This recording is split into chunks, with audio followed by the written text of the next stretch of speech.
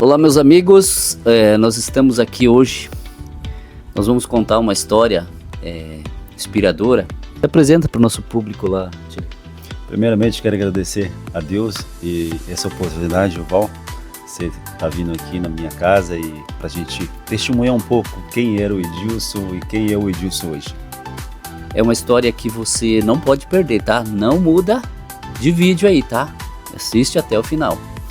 E desde já te convidar a se inscrever no nosso canal e dar um like aí pro YouTube, mandar para mais gente assistir esse vídeo aqui, porque é bem inspirador, tá bom? Então vamos lá conversar agora com o nosso amigo Edilson Tilico. Eu não vou falar que é ex-jogador porque ele joga futebol ainda. Eu não vou falar nem a idade dele, tá? Mas ele é um jogador profissional ainda. E nós vamos contar a história dele porque é uma história que inspira, tá? Qualquer um. Tem os dois lados da moeda. Mas nós vamos começar. Me fala como é que era a tua vida antes dos vícios.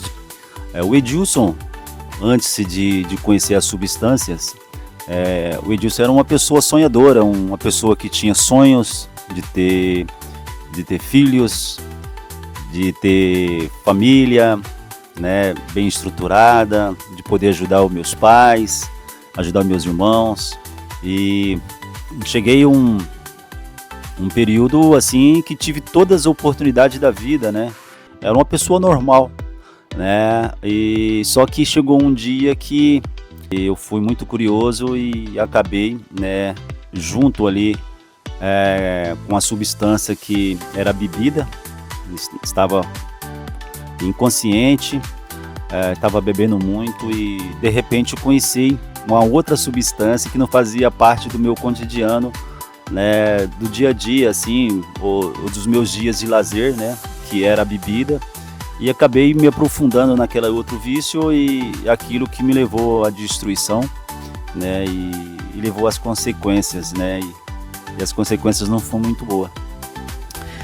Tilico, conta pra nós agora, se você lembra assim de um momento que você se viu lá no fundo do poço e você olhou pro céu e falou, não tem mais jeito.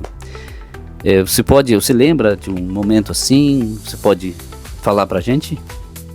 Sim, Val, os momentos mais terríveis da minha vida foi quando eu me deparei que eu já estava no fundo do poço, né?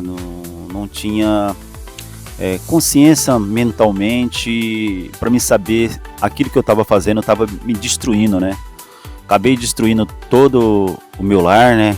A minha casa, bens materiais, foi tudo jogado fora, né? A família, né? Que era o meu pilar, houve um rompimento, uma separação, né, da minha esposa com meus filhos, né? E de repente eu me peguei dentro de uma clínica, fui para outra clínica, fiquei mais 2 meses e ali eu comecei a refletir, comecei a pensar naquilo que eu estava fazendo, né? Mas eu tive todas as oportunidades que muitas das vezes a pessoa fala assim, poxa, esse aí foi para a clínica, voltou de novo, voltou para a clínica de novo.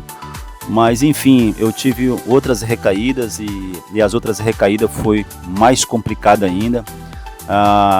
Cheguei num nível muito profundo mesmo assim de destruição da minha vida, que eu chegar a não ter nenhum chinelo para vestir, não ter um short para colocar, tinha de ganhar short de outras pessoas.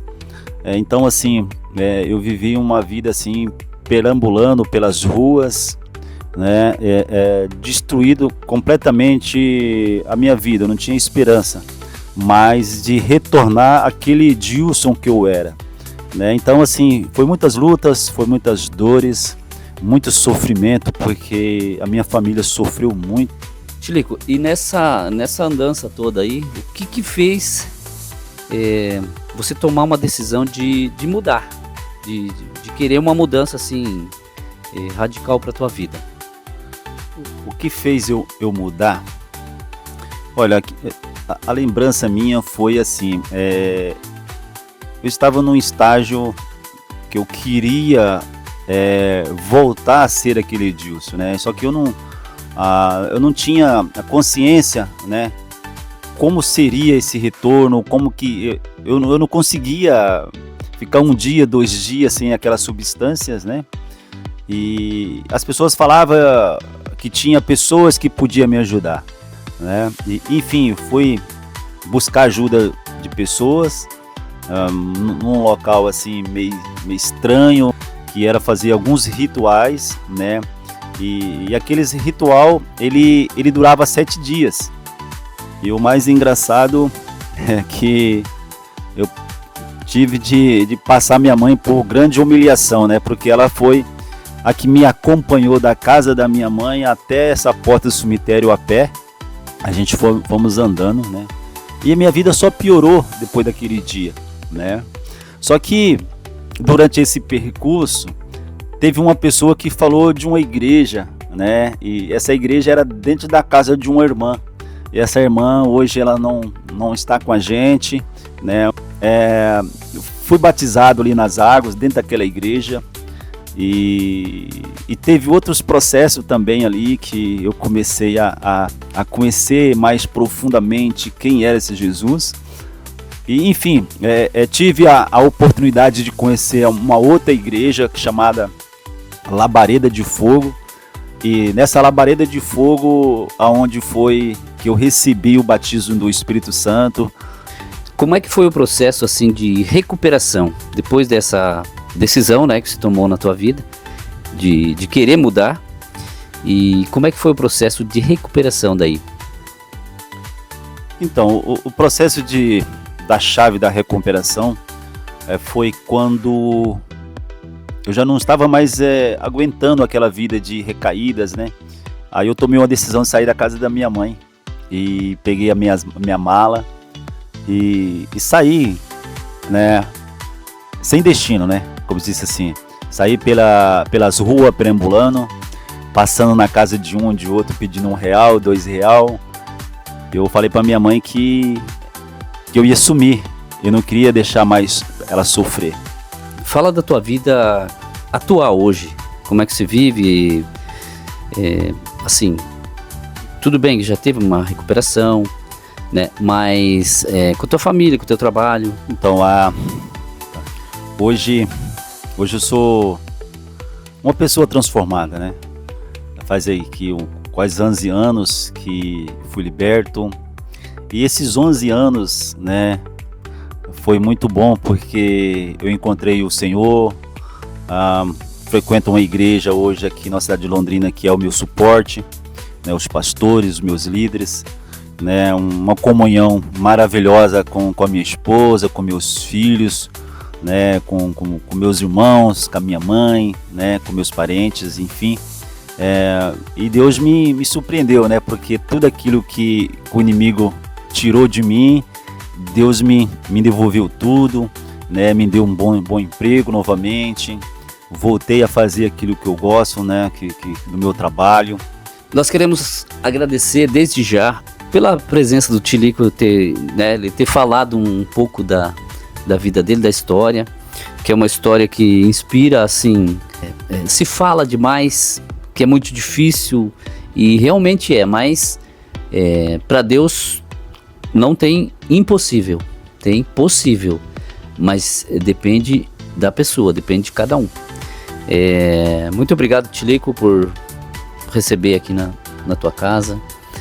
Você tem alguma mensagem para alguém que está passando por essa situação? Você pode estar falando? A mensagem que eu deixo para quem está nos assistindo, né?